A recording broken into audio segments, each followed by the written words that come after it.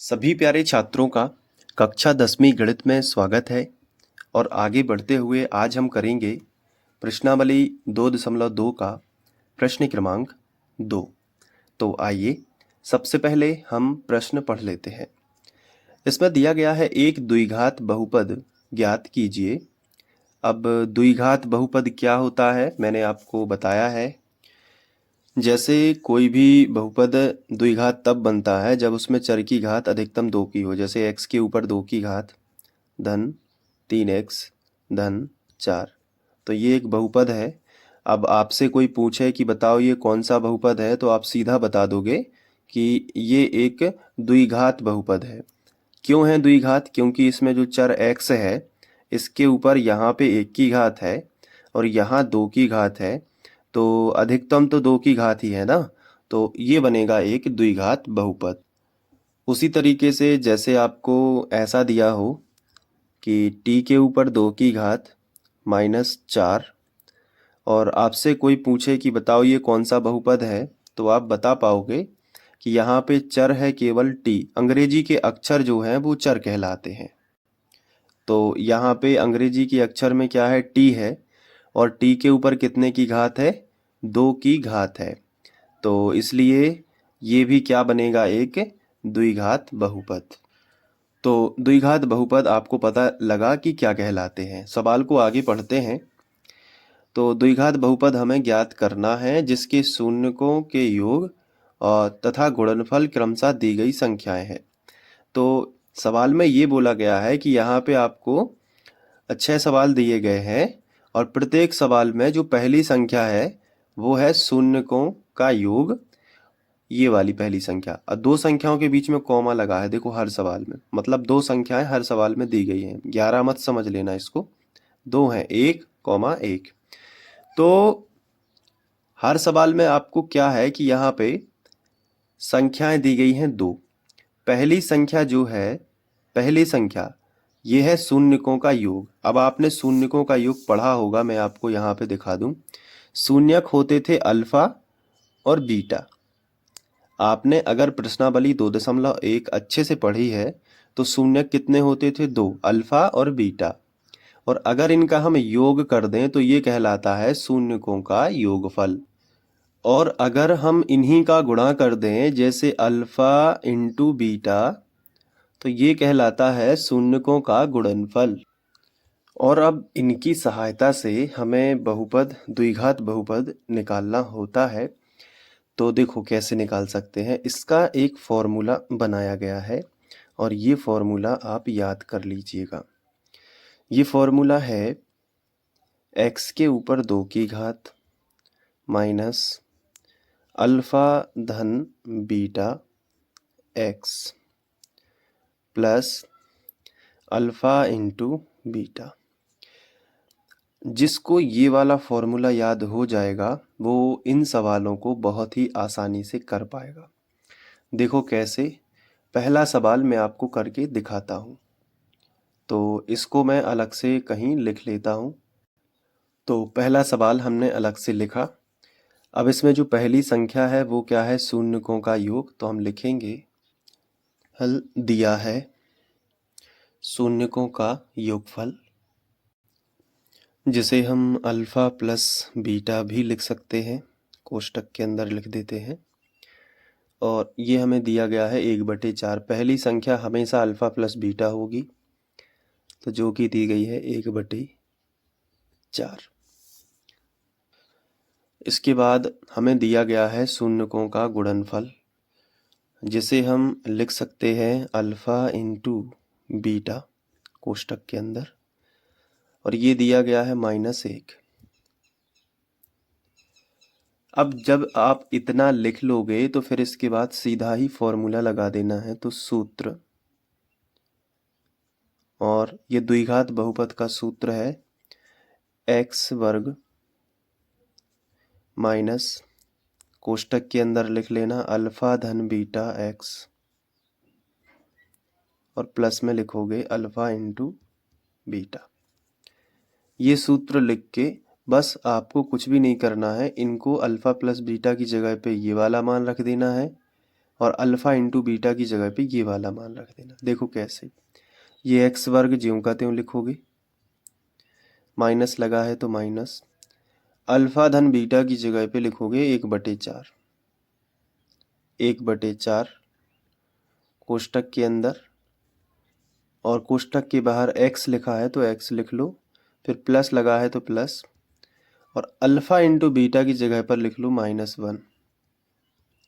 ये देखो यहाँ पे बराबर का चिन्ह आप लगा लेना, नीचे भी बराबर का चिन्ह ही लगेगा।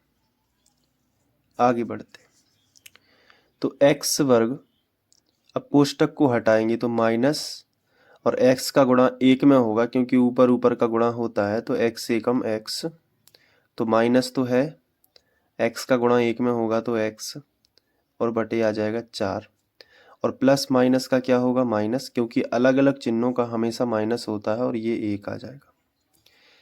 अब यहाँ पे बटे में 4 है और ये 4 हटाना है, तो पूरे समीकरण में 4 से गुणा कर सकते हो। तो यहाँ पे लिखोगे पूरे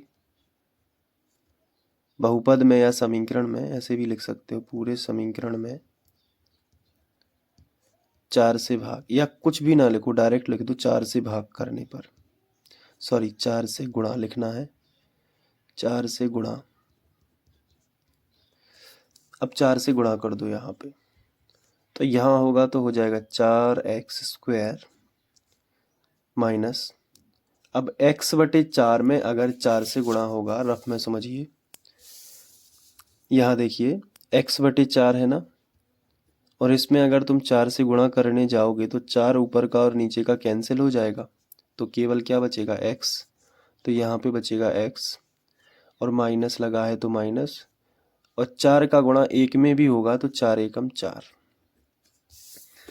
तो यहाँ पे हमने बना दिया एक द्विघात बहुपद, और ये जो द्विघात बहुपद है ये बना है इन दोनों की हेल्प से। ये हमें शून्य के दिए गए थे, इसकी हेल्प से हमने क्या कर दिया, एक द्विघात बहुपद बना दिया। तो हम लिख सकते हैं एंड में, अतः अभीष्ट द्विघात बहुपद 4x² माइनस x माइनस 4 होगा।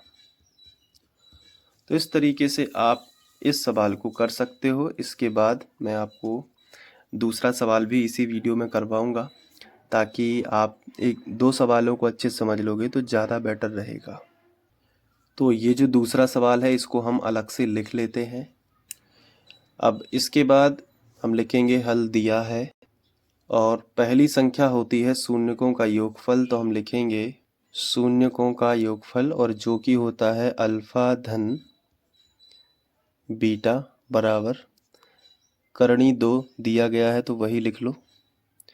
नीचे लिखेंगे ये दूसरी संख्या गुणनफल है, तो ये नीचे लिखेंगे शून्यकों का गुणनफल, और इसमें हम लिख सकते हैं अल्फा इंटू बीटा, जो कि दिया गया है 1/3। अब ये दोनों लिखने के बाद आपको यहाँ पे बहुपद का जो सूत्र है वो लगा देना है। तो सूत्र है x² माइनस, ये याद कर लेना, ठीक है, अल्फा धन beta x plus alpha into beta. अब x² मतलब ज्यों का त्यों, माइनस अल्फा धन बीटा का मान कितना है √2, तो यहाँ पे लिख लेते हैं √2, और ये x लगा है तो x लगा लेते हैं, प्लस अल्फा इंटू बीटा जो है वो है 1/3, तो यहाँ पे लिखेंगे 1/3। अब जो 3 है ये बटे में है, कोई भी संख्या में बटे में नहीं चाहिए, पूरा द्विघात बहुपद एक सीध में चाहिए, कोई भी संख्या में बटे में नहीं चाहिए। तो जो संख्या बटे में है उसी से गुणा कर देंगे, तो होगा क्या कि जैसे 1/3 का गुणा अगर 3 में होगा तो 3 3 कट जाएगा, ये वाली स्ट्रेटजी रहती है। तो 3 का गुणा इसमें हो जाएगा, 3 का गुणा इसमें हो जाएगा, और जिसके बटे में 3 है उसमें नहीं होगा, ऐसे भी समझ सकते हो, या होता है तो कट जाता है। तो अगले स्टेप में ऐसा करो, 3 का x वर्ग में करोगे तो 3x² माइनस 3 का करणी 2 में करोगे तो आ जाएगा 3 करणी 2x, और प्लस में आ जाएगा 1, और यही आपका जो है द्विघात समीकरण बनेगा। तो ये भी आप लिख सकते हो कि अतः अभीष्ट द्विघात बहुपद, और ये बनेगा आपका ये वाला, ठीक है। तो वैसे कहा जाए तो दूसरे सवाल में हमें बिल्कुल भी टाइम नहीं लगा है। पहले सवाल को मैंने थोड़ा डिटेल से आपको समझाया है, और डिटेल से समझाना भी काफ़ी इम्पोर्टेंट होता है, क्योंकि अगर हमें अच्छे से समझ में नहीं आएगा तो हम इसका बेसिक थीम नहीं समझ पाएंगे। अब इसके आगे का वीडियो आपको प्लेलिस्ट में मिलेगा, तो यूट्यूब पर सर्च करिए फ्री ऑनलाइन कोचिंग, जो कि हमारे चैनल का नाम है। वहाँ पे आप जाओगे तो कक्षा 10वीं के सारे वीडियोस आपको मिलेंगे, सारे सब्जेक्ट्स के लिए इम्पोर्टेंट क्वेश्चन वगैरह एमसीक्यूज, तो ज़रूर विजिट कर लेना। अब मैं आपको दिखाना चाहूँगा, स्क्रीनशॉट लेके आप नोट कर लीजिए। पहला सवाल ये है,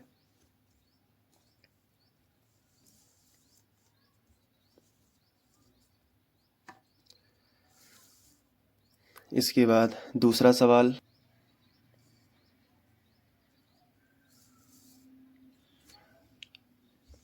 चलिए मिलते हैं नेक्स्ट वीडियो लेक्चर में। प्लेलिस्ट से पढ़ोगे तो ज़्यादा बेटर रहेगा, क्रमानुसार आपको अध्ययन होता जाएगा। Thank you.